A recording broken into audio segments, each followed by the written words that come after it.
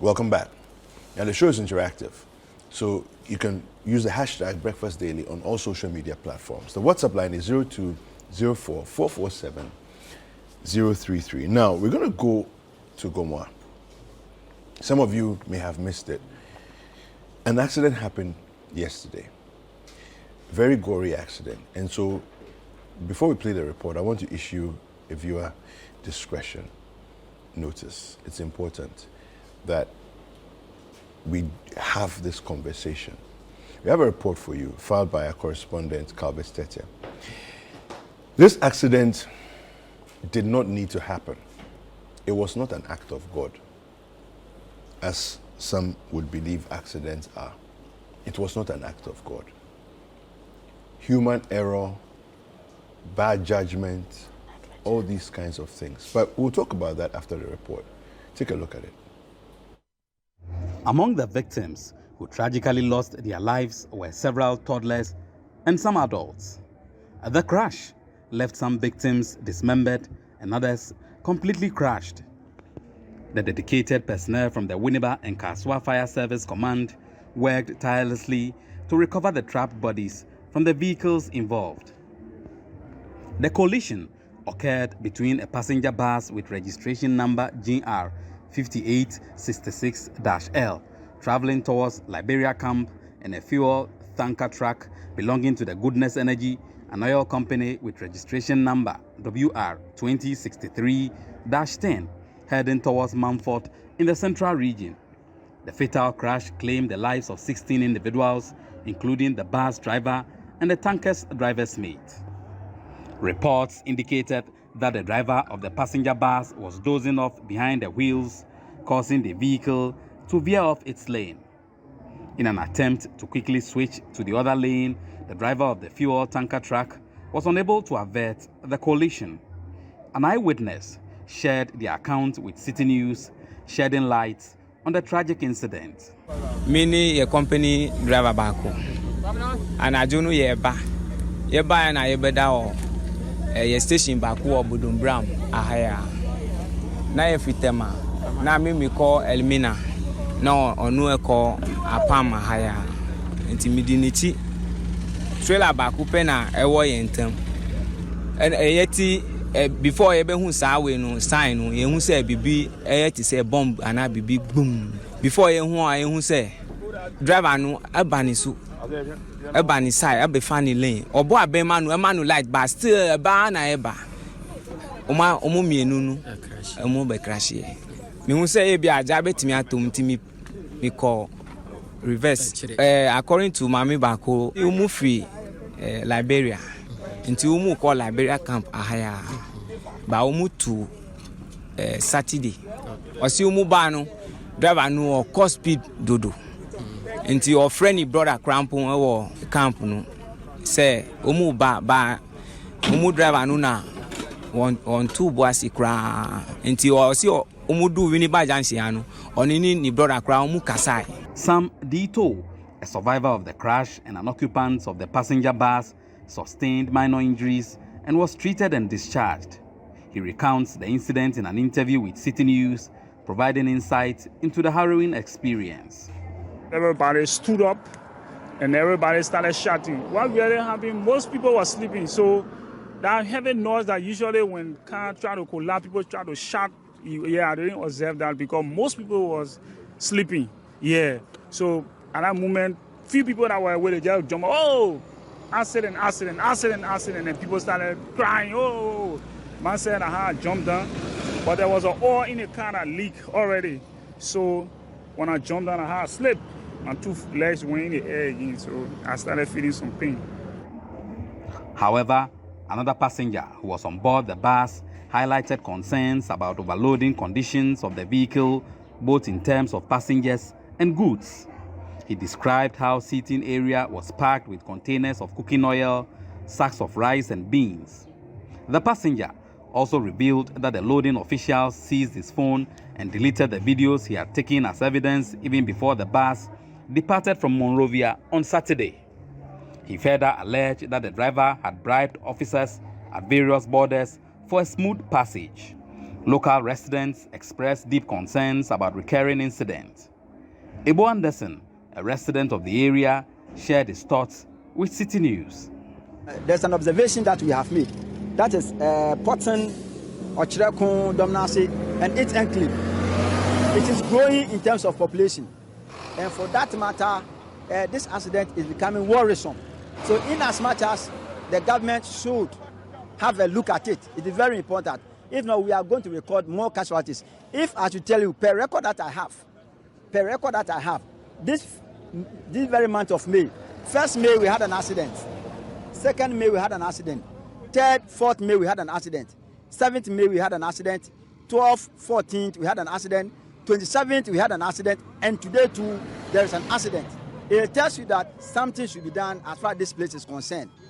For commercial drivers who use the stretch, they are confronted with a lot of challenges, ranging from the lack of speed ramps, huge potholes, to the issues of vehicles not being towed from the stretch on time when they get damaged. They enumerated some of the challenges to Citi News. Say big trucks, no. If you want man, na can say it's a plan so. This is a bia can say no.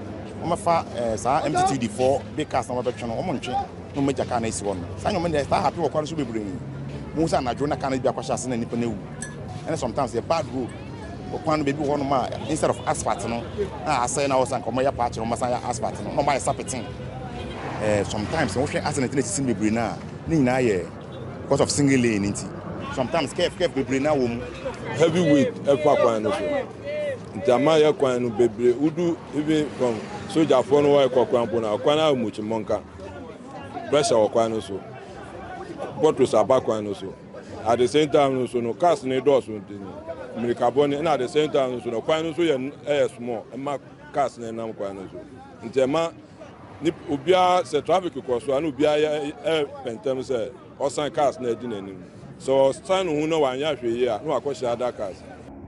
The Winneba Fire Service has been relied upon as the primary respondent to accidents along this stretch. DO2 Kwesi Hughes, the commander of the fire service in Winneba, shed light on the prevailing issues, citing driver indiscipline and speeding as a major contributory factor to these accidents. He recommends the construction of a speed ramp along the stretch as a means of controlling speed and ensuring road safety. Change the attitude that we exhibit on the road. For instance, you could see somebody, because his car is new, trying to overtake about 6, 7, 8 cars at a go. You understand? This road, I don't know, the indiscipline is too much.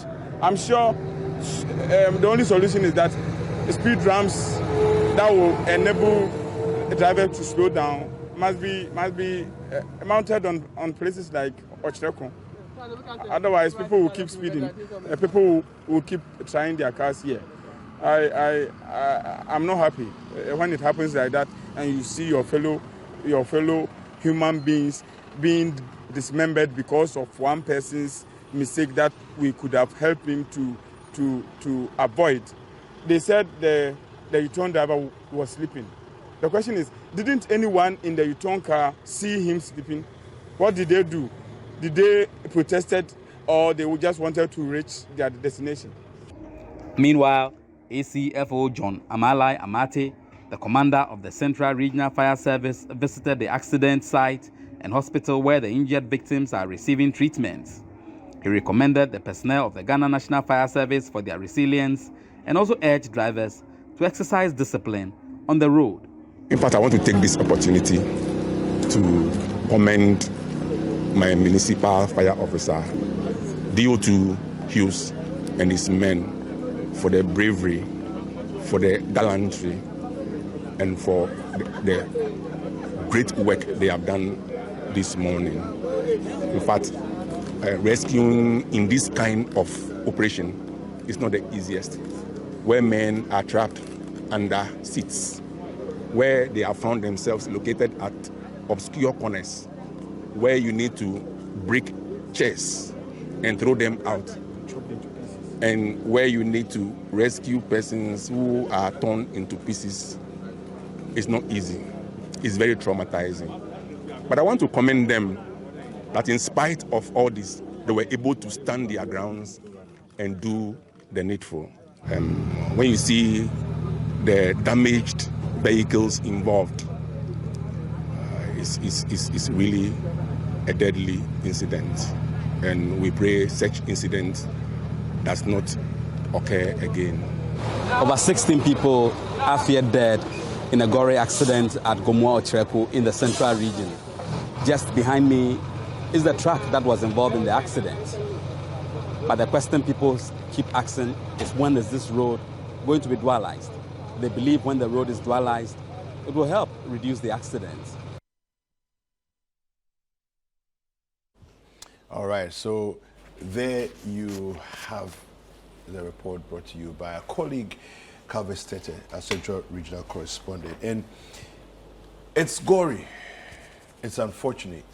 People have been traveling for thousands of kilometers, traveling from Liberia. Since Saturday, they've been on the road, and they were barely 30 minutes to 45 minutes away from their final destination. After traveling for days, barely 30 minutes away from their final destination. Well, we have to dig deep into this conversation and really try and understand, where do we put the blame? Because in any conversation, there's always the cause of what we're experiencing, and then there are the side issues. Everybody talks about dualizing and the need for us to dualize the road. But you see, let me ask you a question. When you talk about the issue of dualizing, there are very few roads within inner cities, at least in Accra and Kumasi, that are dualized. But we don't see these kinds of accidents happening there. So then you start to wonder, that is it really about the dualization? I do understand, and I appreciate the fact that it's important for us to build our roads a certain way.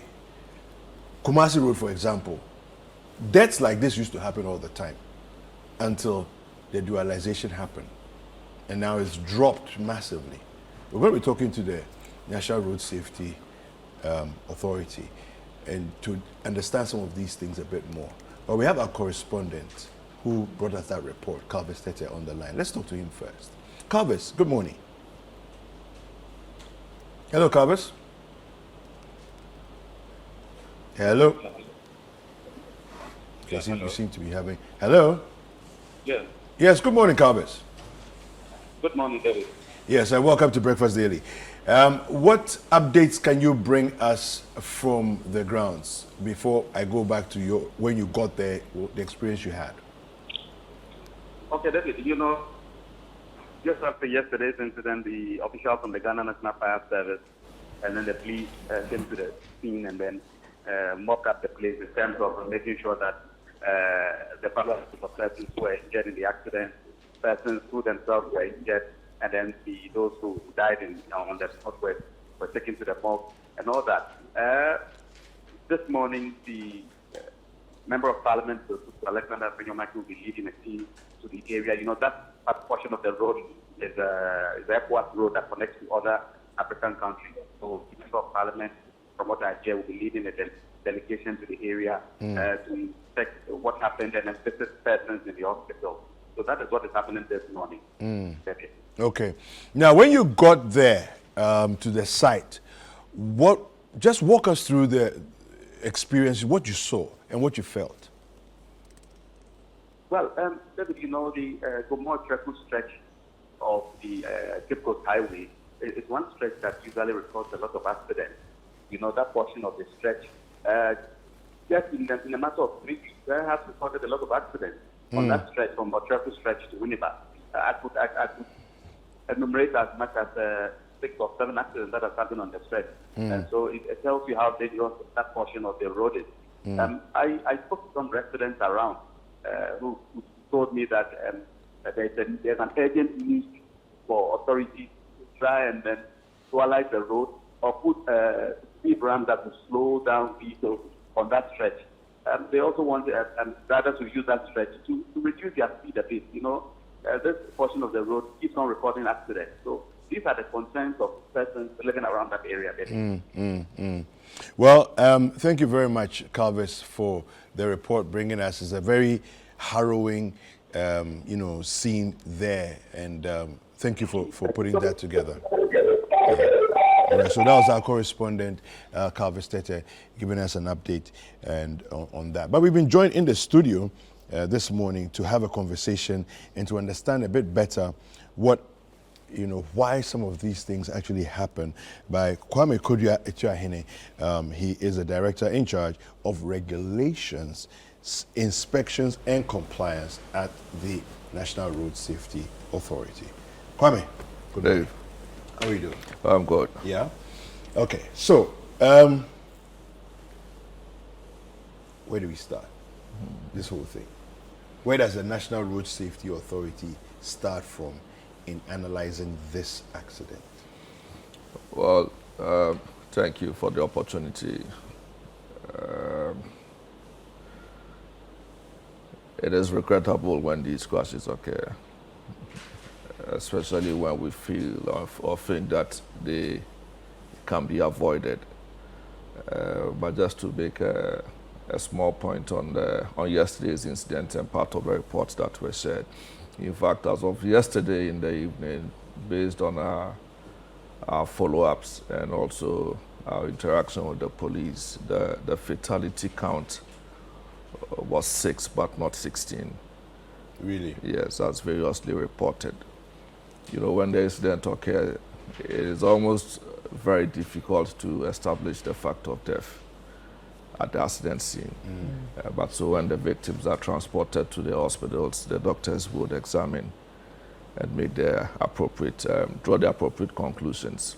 But that said, even 1, 2, 6, there's no justification for these crashes. So we look at systems. So this is, with all intents, a public service vehicle. It may be traveling from one point to the other, maybe an international vehicle or a local vehicle. It is not the case that crashes will not occur. In fact, in the world's best countries for safety, end of year, 200 to 300 deaths may be recorded, but those deaths do not often result as out of the use of public service vehicles, because the standards required for such services are very high. Yeah. And unfortunately, in our kind of environment, these are gaps that exist, which we are taking steps to try to address. So from the report you aired, the guy may be sleeping, he's tired, speeding. Question is the entity or company or service or organization that runs the service has a primary responsibility to ensure that those excesses do not occur on the route, so that when they occur, in fact, the first level of responsibility is to demand questions from the service provider. But to the extent that those gaps exist and steps are being taken to address them, it leaves us in a very tricky situation as of now. Yeah. Then there's a dualization debate which you spoke of, and I agree with the position you take, and also much earlier comments from my sister Faber. The Accra-Tema motorway is dualized, but somehow it's one of the most riskiest routes in Accra. Yeah. So dualization as a way to minimize the risk of head-on collisions. But it doesn't necessarily mean that crashes may not occur if drivers get on those stretches and take to high speeds, drive tired, and engage in all kinds of misconduct. It might take time. So assuming government has all the resources to dualize all our major roads, we cannot, the return time may not be a year or 2 or 3. But then what do we do within the intervening periods? And that's where we require that those in charge of transport services and also the drivers themselves will embrace a certain level of professionalism, bring that to bear on their work, so that we can minimize the level of risk associated with the use of such routes. But otherwise, we agree. And in fact, the authority has been advocating. If we need to be very frontal, the discussion about dualizing the major corridors is an advocacy point from the authority. Because yes, when we look at the data from the Nsawam and Nkokor stretch, the before and after evidence shows that there's been a significant drop. Yeah. And we have asked that we may not be able to dualize all our major corridors, but where we have high traffic, the international routes, the Accra-Kumasi, for instance, Accra, Takoradi, Elubo, Accra to Aflao, given the resources, maybe we might all have to add a voice so that government to begin to prioritize the need to pay attention to those routes. Because truth be told, these kinds of incidents and the ones that occur at night involving these high occupancy vehicles, when they occur, the numbers are so huge, and we will be able to reduce the impact along those lines. Now, Kwame, so looking at the operations of the Road Safety Authority, where would you place the problem? The dualization is one aspect of the whole thing. Even if the government comes to announce that from tomorrow we are going to dualize the road, it's going to take, like you mentioned, another 2 to 3 years. In the meantime, what happens? So explain and let us understand. Maybe you should now educate us whilst you are here.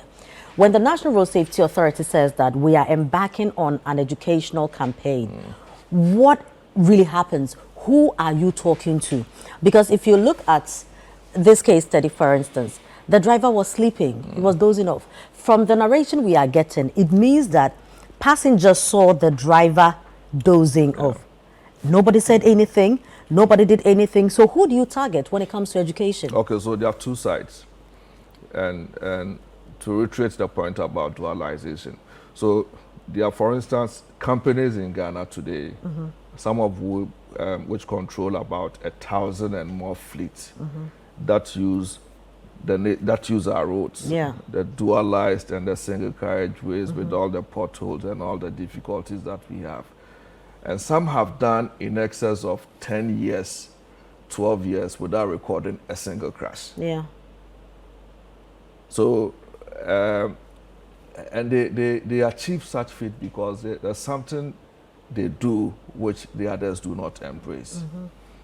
And that is the systems. Fatigue. Yeah. Last year or last 2 years, we had cause to direct, for instance, that all companies providing intercity services in excess of 8 hours or 500 kilometers must deploy 2 drivers. Yeah. So part of our advocacy education. Isn't that even too long? That's the 8 hours. Yeah, so by law, the maximum driving period allowed for every driver in a day is 8 hours. Just like all of us, we come to work at 8 and we close at 5. And in between the periods, we need to take our break. So one of the education or compliance issues will be directed at transport officers or safety leaders or transport managers. But that's the point, that in many of these entities providing transport, I mean, when you take out STC and Metro Mass that are public owned, I mean, about 90 to 95% are private actors. And these guys are heavy on profits. So without a system that ensures that these controls are put in place, monitored and enforced, there's every likelihood that the private vehicle owner may not employ 2 drivers when he thinks that he could manage with 1. Before now, part of the advocacy and education is directed at the operators, that they must begin to look at things differently because they are local best practice examples. But the way to go is to use compliance and the law to compel them to act along those lines. So whilst we are promoting the best practice to them, which is what we do or have been doing for a while, which others have seen reason to embrace, the other side is to compel them to the extent that they want to work commercially. And that's where we are. In fact, the last time I spoke to David at the other end, Adabraka, we had intimated that the authority had tabled the regulation to Parliament. Good news is that it's been approved. Okay. And it's come to force effective 30th of March last year. So we are now at a stage where we are putting in place the necessary systems to begin to implement the regulations one step at a time. What is contained in the regulation? So one, every company providing transport services must be known to the authority. Okay. Known in the sense that must be issued with an operating license. And there are conditions to the license. So one, and top of it, which is quite critical for us, is that such companies must have transport managers, persons who are technically trained to manage fleet, so that these questions of fatigue, speeding, they would be able to put a certain measure of control at the operational level. Training. In our dealings with the operators, sometimes you go to the terminal and the drivers are even unwilling to spend time to listen to you. But the guy who flies the aircraft, it doesn't matter how many years he's been driving. If he doesn't avail himself for training every 6 months, he doesn't get to fly any aircraft. But you go to New Plant Station and you virtually have to beg them. You have Goro boys driving. So now, once you are under license to operate, at the end of the year when you have to renew your license, you must show evidence that every driver under your control has had some refresher training. So we want to move from the era where we have to virtually appeal that you come for training and pass on the responsibility to you, the operator. Yeah. Now, would you recommend, okay, so for instance, with what happened yesterday, the owners, the transport owners themselves, would you recommend some kind of punitive actions? Because I think that is the only way that they will be forced or compelled to ensure that their drivers do the right thing. So for instance, something like this happens, the driver is dead. It ends there? Exactly. So we are getting close to that stage. So first, and that's what comes with the licensing. So when we kick in the regulations, the law would not acknowledge single vehicle owners providing transport services. In other words, you must incorporate a company or must associate with an association or a union. So from this class, assuming that your plan bus belongs to, say, company XYZ, and it is the investigations point to the fact that the company or the association had failed to implement systems to avoid fatigue driving, then that company may suffer a suspension or a sanction. So their license may be suspended, or they may suffer revocation, or they may even be asked to pay an administrative penalty. And it's huge. Last time I checked, I think it's between 60,000 and 240,000 Ghana cedis. And that charge will be laid not against the vehicle owner or the driver, but the company that takes control of the service. So maybe the STC or the VIP company, so that they will begin to take all of us serious and be certain that the driver who's been designated for a trip is competent, he's had sufficient rest, and is up to his job, and will try to take care of everybody along the route. So I agree with you, and that's one of the changes that we envisage to happen in the shortest possible time. Yeah, the issue of in-country regulation by way of police checkpoints and all those kinds of things, because I'm just thinking about this particular situation. The driver comes into Ghana. Now, we don't know whether the driver the bus is originally a Liberian bus or it's a local Ghana bus, yeah. right? But let's just assume that they started from here when he's bringing people back. Whatever the case may be, he gets into country. And from the report, he's been bribing policemen along the way because passengers have been complaining at different checkpoints and he pays them off and keeps moving, right? I wish I had a magic wand to wave to solve some of these problems automatically. What is the authority doing to insist that the police assist in the road checks? Do you see? Because for me, I don't think it's enough to have night checks on the highway. Because there was a time when there was about, I don't know, it was about almost like 20 different checkpoints along the Cape Coast Road. You know, I don't know if that exists anymore. I haven't used the road at night in a while. But it used to be there, and it used to be very annoying, but the speeds came down. You know, the speeds came down because as you get out of one checkpoint, you barely have time to pick up your speed to a certain level. The next checkpoint is ahead, you know. So what's the authority doing in this regard?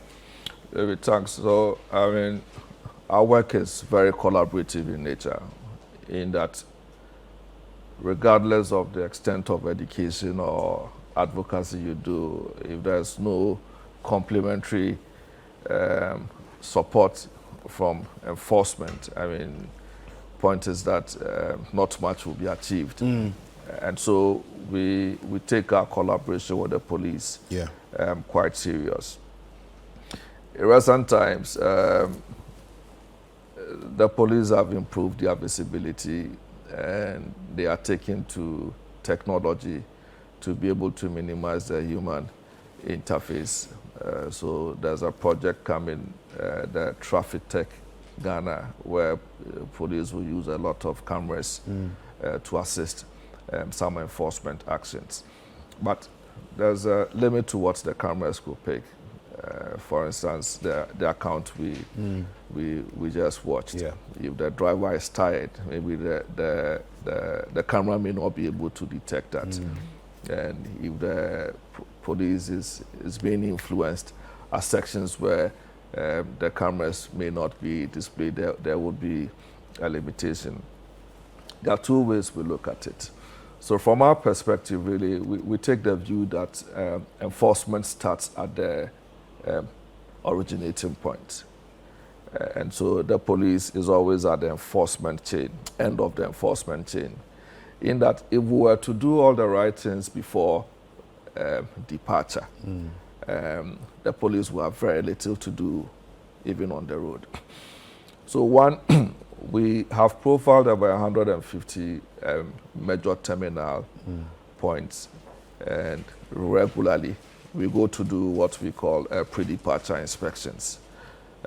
So vehicles leaving these terminals are inspected by road safety inspectors to ensure that they meet some minimum safety conditions before they leave the terminals. But there are a number of services that take place outside the terminals, the floating. They don't go to the stations, and those are the ones that create a bit of discomfort, and we are working on how to bring them to line. Secondly, the authority is working to introduce an application which will empower passengers like the guys in this bus to be able to report in real time some of these observations, either by video, voice, to complement the call center we have at present. So that when there's a moving and present danger, and that comes to our attention, we'll be able to talk to the higher ups within the police service to ensure that the right steps are taken in good time. But otherwise, even though we've received some measure of collaboration from the police, I mean, truth be told, we all use the road, and sometimes some of them stop us, and we go through the same experiences that a number of the the traveling public go goes through, yeah. And it's an ongoing conversation. We think that with the leadership of the police under the current IGP, we seem to have some comfort that things are moving in a certain positive direction. With some support, we may be able to manage those excesses significantly. Right, Kwame, so we'll come back to you, but we've been joined by Abel Anderson. He is an eyewitness to what happened yesterday and also the chairman, Potson Neighborhood Watch Committee. Thank you very much, Mr. Anderson. Welcome to Breakfast Daily. Good morning once again to your listeners and viewers. Right now, are you able to tell us exactly what you saw yesterday? Well, with regard to what happened yesterday, I had a distress call, let me put it that way. Okay. Between the hours of 4:30 to 5 a.m. in the morning. Right. And I had a call from one of the health workers at Unibar Trauma Hospital. And he indicated that there is an accident at Okyereko. So quickly I have to marshal the people around. We have a WhatsApp platform which contains the police, the BNI, retired security officers, the nurses, doctors, the ambulance, the fire service. So quickly I have to go through the line and communicate them that this is the situation. So then quickly, or in the fast track move, then we have to move towards the center. So after calling all those stakeholders to converge at a point, then I later went to the scene. So when I got there, what I saw, my sister, what I saw, my viewers, it is a very unfortunate scene to describe. It is disastrous. The ravaging effect, it's unfortunate to describe. And to summarize everything, the accident was involved between a tanker car, which is heading towards Apam Junction, and another car, which is the Eton bus from Liberia, going to Liberia camp. So if you are to check the distance of their destination, in maximum of 3 hours, both trucks or both lorries will get to their destination. So per the record or per the investigation that we had, the tanker driver was sleeping.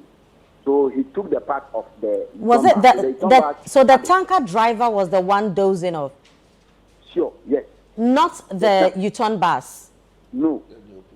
Okay. Yeah. So the tanker driver was dozing off, so it veered off and took the part of the U-turn driver.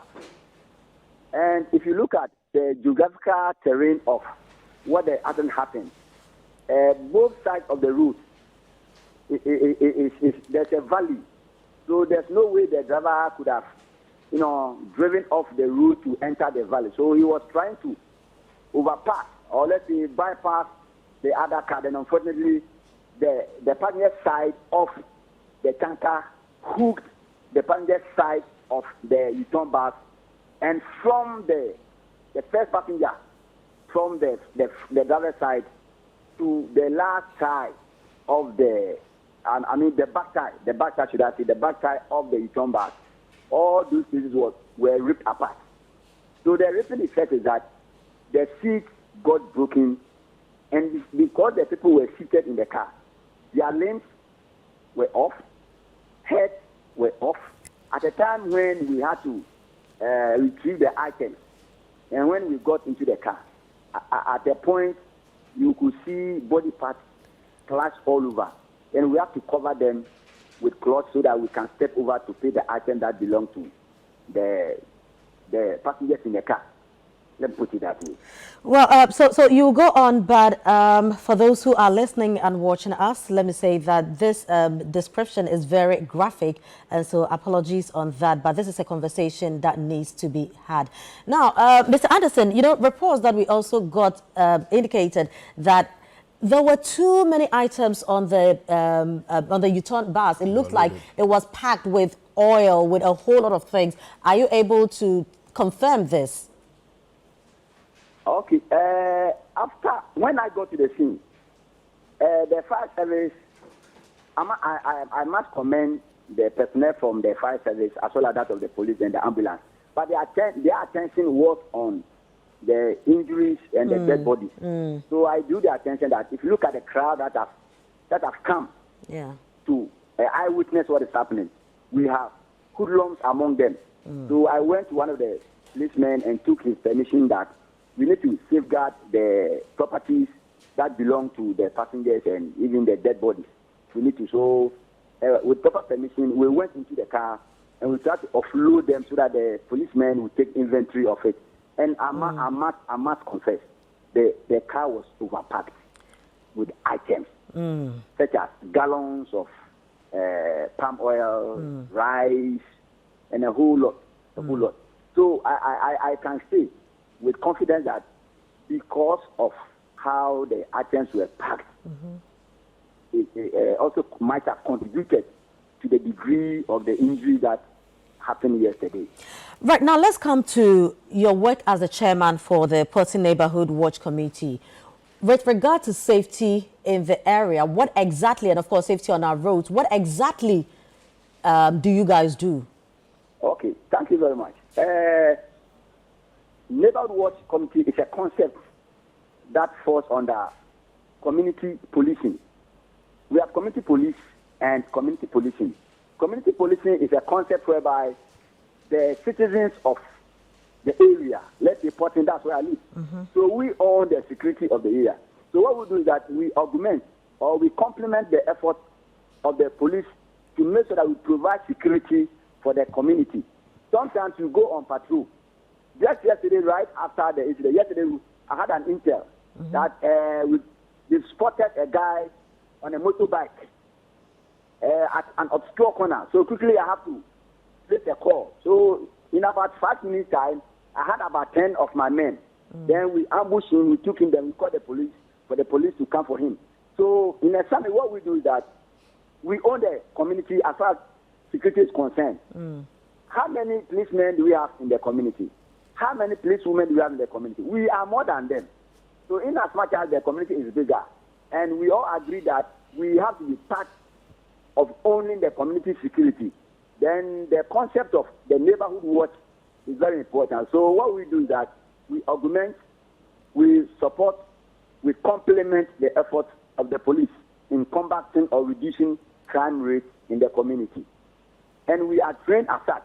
When we get to the scene and it's beyond us, then quickly we call the police.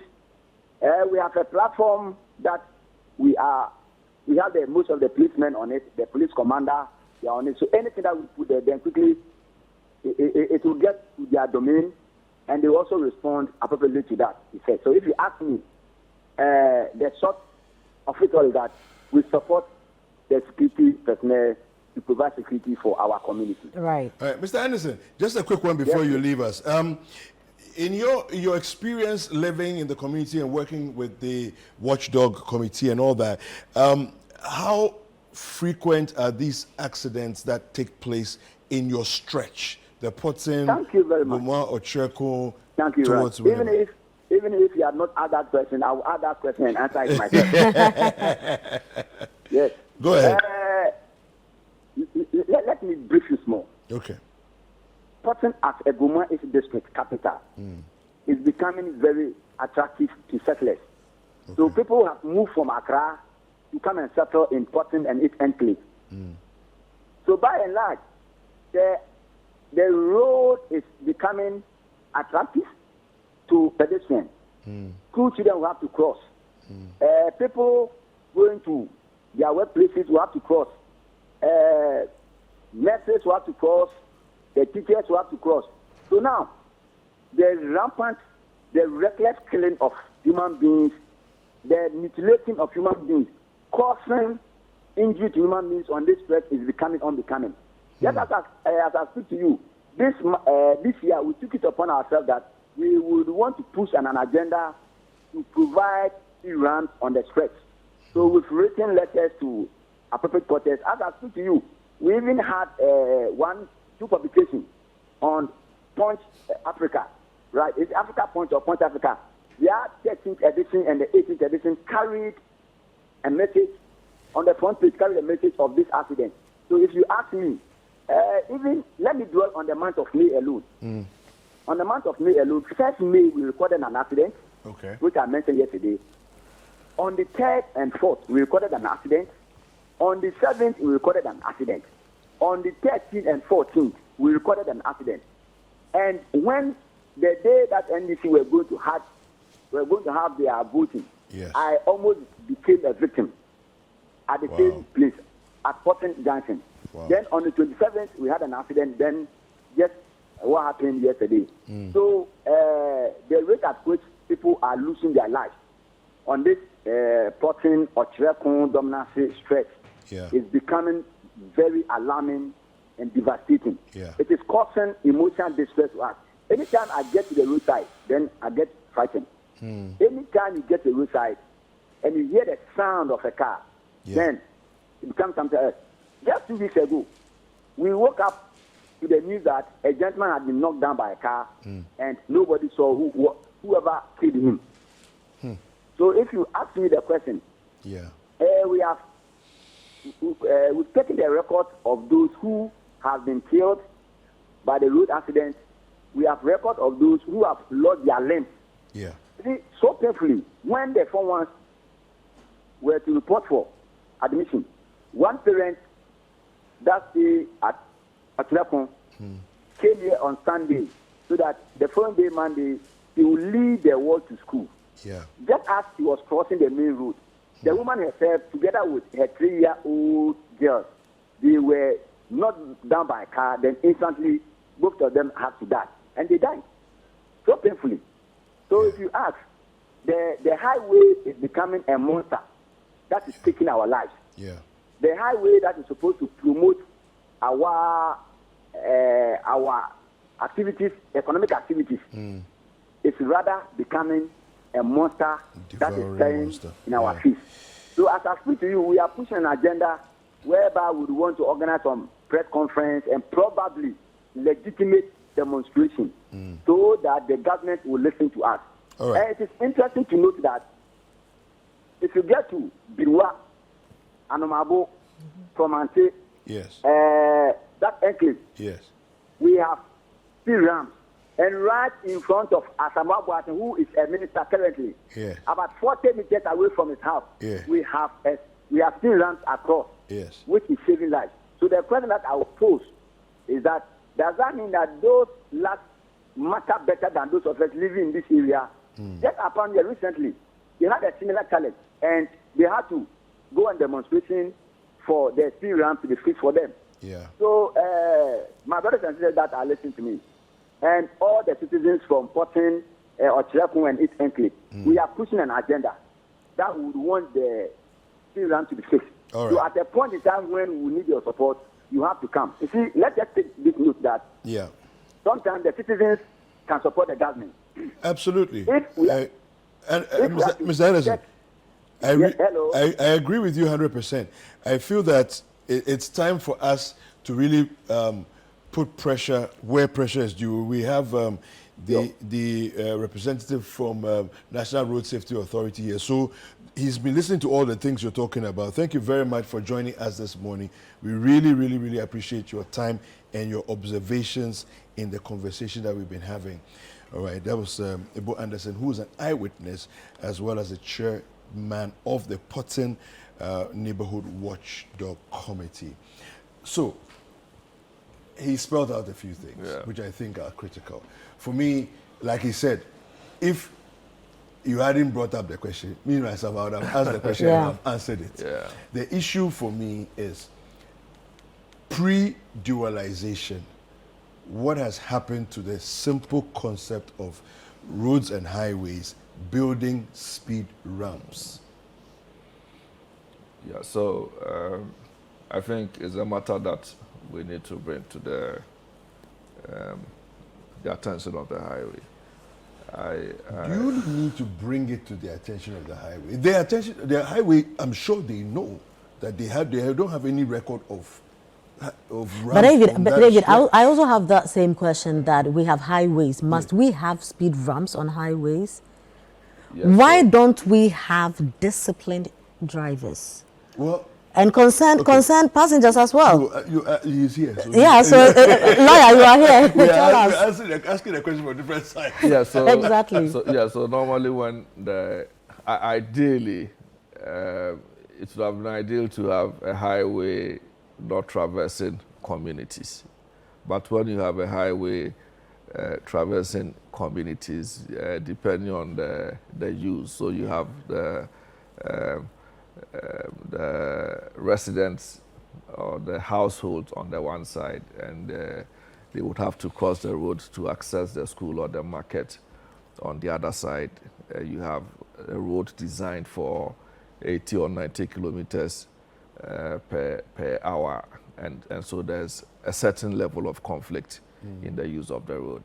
So the driver may well take the view that once it's a highway and so designed to speed, he may ignore all the threats.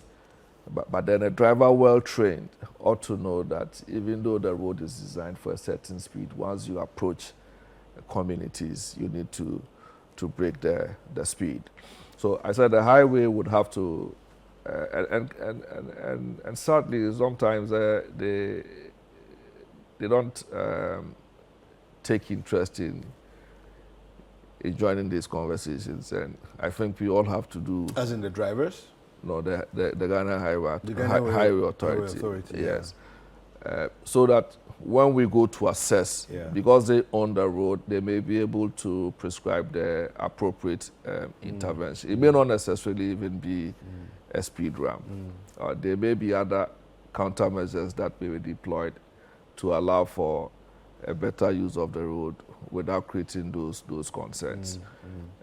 But I agree, each time communities have themselves taken to unengineered speed ramps. I mean, the evidence have always been that drivers do not respect the speed limits. And when duty bearers like us and the Ghana Highway Authority, Department of Federal Rules, fail in our duty, the citizens are compelled one way or the other to take the law into their own hands. So I've taken notice of the concerns, and I'll work through our regional office and bring these sentiments to their attention, and hope that they will coordinate efforts with the other agencies and try to look at what I often think that there are things that are like easy fixes.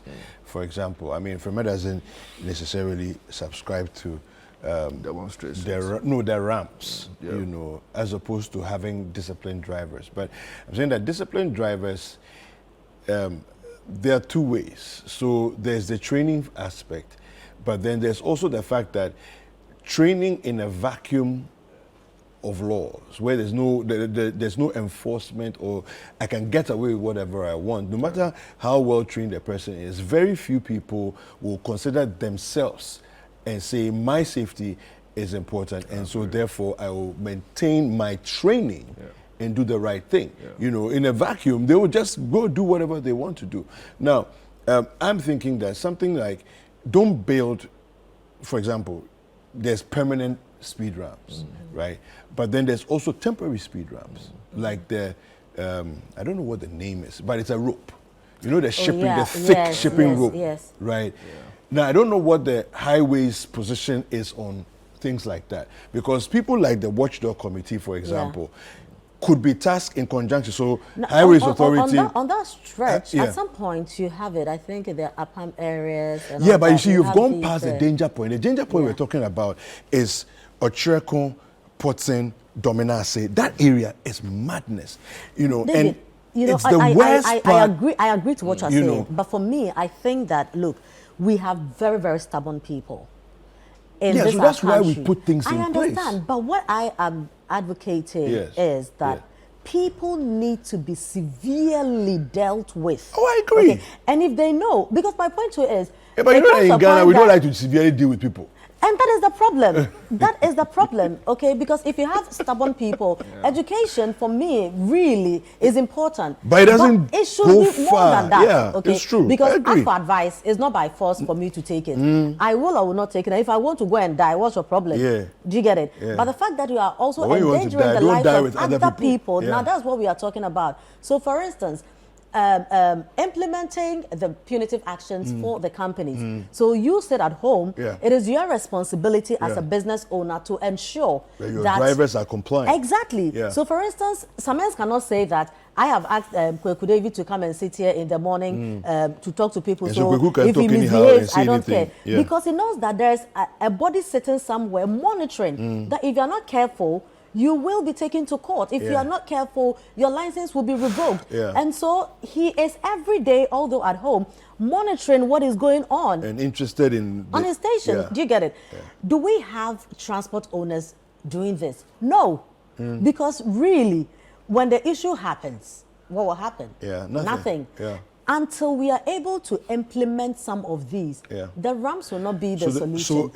The road strips will not be the solution. I don't know if you have an updated report as to who is actually being held accountable, or the report is not out yet for this accident. No. So it's been investigated at present. And once the... Because the boat says it was a tanker. But from other earlier reports, people say it was the driver. So, or the so good friend is that both drivers are alive. And they are both alive? Yes, from the report we have. It's really? the driver mates. The driver mates rather who that died for both vehicles, but both drivers are alive. Okay. So they will assist the investigation. And so one vehicle from the account, like you said, not too sure whether it's a foreign vehicle or a locally registered vehicle. You have the fuel tanker, and that's part of another side of the problem. So the vehicle transporting the fuel will normally come under another public agency. So the MPA. So there are a number of state actors acting in silos, and we might need to figure out how. Yeah, but if they are under MPA, they are not under MPA per the vehicle transport movement. Exactly. Right. They're still under National Road Safety Authority. So I think what I'm the trying to say MPA that part is other bodies will have to come in because of what that tanker was transporting to. Okay. So after the vehicle people deal with you, you also have go and answer to the oil people to deal with and other such forms. You know, and my issue is beyond people dying. Now state resources have to be used. You know, you can't just cause financial loss to the state and go and sit down and the next day your other buses are on the road doing the same things. And so stiffer punishment must be meted out. Let's okay, we're going but let me ask you generally your educational campaign, because I think that, look, I say this not on any record or power or anything, but as a Ghanaian myself and how I see us do our things, we are very stubborn people, and until we see the cane coming, we don't care, even when we know that this is dangerous. But I said that all people everywhere are the same. No, but you see, sometimes it's the systems that makes people comport. I agree, but we also have areas in other parts of the world where their education is very serious. And so from kindergarten, they are being instilled with certain kind of principles. So you grow up to be a certain kind of human being. Okay, but in this our present Ghana, look at the history books our children are reading. So it looks like we have a problem with who we are as a people. We'll come back to that. Yeah, can we speak with Abdul Wasil Hudu? He's the Public Relations Officer for the Ghana National Fire Service Central Region. Sir, you're welcome to Breakfast Daily. Thank you very much, my brother. All right. Now, per the account from your men on the ground, what exactly happened in this accident? What caused this accident? Do you know? Thank you very much. We received a call some few minutes after 5 a.m. So our rescue team from Winneba Fire Station was quickly dispatched to the scene to effect rescue. So they got there and they observed that the tanker was heading towards Winneba, whilst the bus was also heading towards Accra, and they ran into each other. And where the passenger side of the driver, the whole line were totally damaged by the impact of the accident. So all those who were sitting on that particular lane were all crushed. And did they all die? Most of them. Okay. Do you have a Most of them, a lot of people got injured. Yeah. Do you have a current figure as to the number of dead? Currently, we haven't recorded any increase in deaths, or the number of deaths has increased. We haven't recorded any for now. So what's the official figure now? Yeah, it's still 16. I see. Okay. And I mean, it seems that your men on the ground did quite a bit of a yeoman's job trying to rescue the people who were still alive in the building. In terms of equipment and metal cutting equipment and all those machinery, how well equipped are you in your region? Yes. Frankly, we need more equipment, especially rescue equipment. We need enough of them so that situations like this we can deal with it very, very well. Relatively, what we have, we're able to use it well, but we are modernizing. Things are getting modernized, so we need more modern equipment. So that we can deal with the modern vehicle and modern situations that encounters us. All right. Thank you very much for joining us this morning. We appreciate your time. You are most welcome. All right. So that's DO3 Abdul Wasiu Hudu, the Public Relations Officer for Ghana National Fire Service Central Region. And we're going to wrap up this conversation soon with Kwame. So just quickly, what I wanted to know that, let's say for the past 3 years, how are the numbers looking at in terms of accident reduction and road carnage, stuff like that, based on your educational campaigns? Yeah, so very quickly, beyond what we do directly with our targets at terminal, churches, mosques, in schools,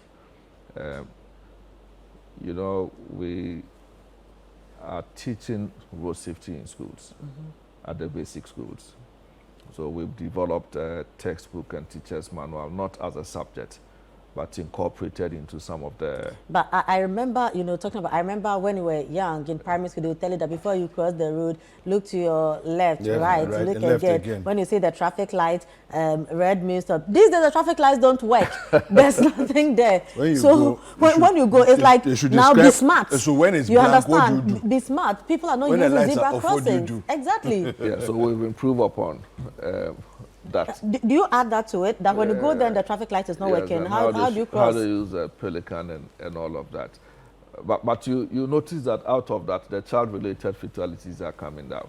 But on the whole, to the question you asked, in fact, to be very honest with you, and thanks to your support, from 2022, January till April of 2023, on a month-to-month basis for 16 months, we are beginning to see some reduction in all the indicators, but not to the level where we can be comfortable to go to sleep. And there's a lot that we need to do to try to understand the basis for the reduction and how we can sustain the gains. Make a quick comment for me. Okay, finish. Yeah. So we work collaboratively. These days, if you have paid attention to, for instance, in Accra, unlike 6 months or 8 months ago, you must have noticed that motor bikes or riders are beginning to stop at intersections. Yes. I saw that Very impressive. not long ago, and I was like, oh wow, because I was expecting them to move. And when you drive, the police visibility might chase you up. There are And times Citi where also embarked on war against indiscipline. Exactly. I mean, so that's why I said we work collaboratively. In fact, from that point, from the point of our collaboration, there's a lot that's beginning to change in the way that middle-class people, for instance, use the road. So today you cross the red light and you might be chased up with evidence of you doing the wrong thing and invited by the police, you pay a fine, and so that's beginning to help. That's why I said thanks to your support. So the media collaboration, what we are getting from the police, the pre-departure inspections, and beginning to exact our control against institutions, what they should do and should not do, imposing directives against transport operators and other related actions. We need to scale up, believing that the numbers will continue to drop to a level where you may not have to spend time to discuss safety on the morning, but rather use the time to discuss other matters. Now, a quick comment on this business of people doing local training school. I'm teaching my wife how to drive. I'm teaching my brother how to drive. Those kinds of things. That I don't believe is legal. Yeah. But it goes on, and it goes on, and many people who are driving because somebody taught them how to drive on the park behind their house. Yes, aside of a driving school. Now, just 2 weeks or so ago in Achimota, Kingsby Roundabout, there was an accident because somebody was teaching his wife how to drive, and a wife drove into a bunch of taxis, broke a wall down, and injured quite badly one of the taxi drivers. They were just quietly standing there, just waiting for passengers to come. The car just went to clear them. Now, 2 taxis, at least 2, are impounded by the police under investigation. And it's a whole mess. Do you understand? And I'm just saying that. And even this one, in the Achimota enclave, there's the I think Gan West also, Municipal Assembly, has signboards there that do not do driving in this area. What do they call those things? It's like driving lessons. Unless you are under a driving school, driving instructor, you cannot drive around. But they're doing it still, and nobody's enforcing. And that's what I'm saying. Yeah, so I think it's a concern. That advice won't work. Yeah, the law, our colleagues at DVLA has primary responsibility over those matters. Yes. And that's why they have licensed driving schools, and they have also licensed driver instructors. Yeah. To be able but how come people are able to get licenses without passing through driving school? That's what I want to know. Well, maybe because that would be difficult. Institution. But I imagine that the DVLA will be able to provide answers for that. But you see the point you made. DVLA, it's such an important matter. Yeah. I have a confession. Many years ago, learning how to drive, I learnt by that route. Yeah. But at some point, I decided to go to the driving school. Yeah. And there's a lot you learn in the driving school, very, very which important. You do not get on the street. No. Yeah. So the street will teach you how to move a vehicle forward and backwards. But the knowledge you're required to be safe. Even to sit on the road. And I say this as we wrap up the conversation, that, when a doctor walks into a room and looks at 3 people, just as you're standing there, a doctor can almost literally begin to see that this person has this, this person has this, this person has, just by observation. Yeah. You've not said anything. You've not even complained that you're not well, right? When I get on the road, it's like I see street signs. I can already anticipate challenges. Yeah. I can already know how do I posture myself as I'm driving, seeing that sign over there. You see the thing? David, I begin to react. But what if somebody sees a sign and says that, oh, here there's a chop bar? That's what the street sign means to him, that there's a chop bar here. And you see, another thing is, with the example you just gave with the Achimota accident, when you use the correct vehicle for test driving and for driving lessons, the instructor also has control over the vehicle. Yeah, so if you are going to make a mistake, you will stop the car. And sometimes there's that likelihood as a beginner, as a new driver, to panic. Yes. And not knowing what to do. You will step on the accelerator instead of the brake. Because I remember when I was learning how to drive in Kumasi, around the Doom, you know, the Wesley, there's a runabout. When I got there, I was confused. I didn't know. So the guy was like, step on brake. I was stepping on accelerator. Step on brake, step on brake. So I saw myself and I started screaming, hey. So he had to step on the brake. So assuming there was, it wasn't an approved car. Yeah, you're in trouble. All of you are dead. And this is the problem. And my issue comes back to the same point I'm making, that after this, they go home. They get a few slaps here and there. Life continues. I think part of the advocacy is the punitive nature of enforcement program. You see, our traffic offenses, the penalties to our traffic offenses used to be very harsh until in 2007-8, we all conspired against ourselves. Oh, wow. And influenced the politicians to take an amendment to Parliament. And what we did was to dilute it by 90%. My goodness. So for an offense where you are required to pay, say, 1,000 cedis, so that you will be deterred from repeating the conduct, reduce 1,000 to about 100 or 60 or 80 cedis. So in fact, there's more. For 100 cedis, we have some. There's more incentive to repeat the misconduct. And so it's a conversation that we may have we need to go back to Parliament, look at, seriously, and change that thing back. Yeah. You said when, 2006 or something? Yeah, it's a 2008 amendment to the Act 761. Please, parliamentarians, we need to reverse that amendment. It makes no sense.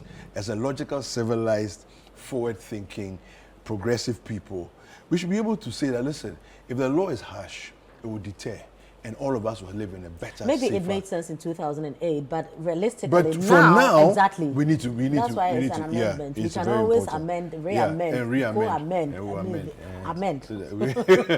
Kwame, thank you so much for joining us this morning. Esquire. Yeah, we've been speaking with Kwame Okyereko Esquire. He is a director in charge of regulations, inspections, and compliance at the National Road Safety Authority.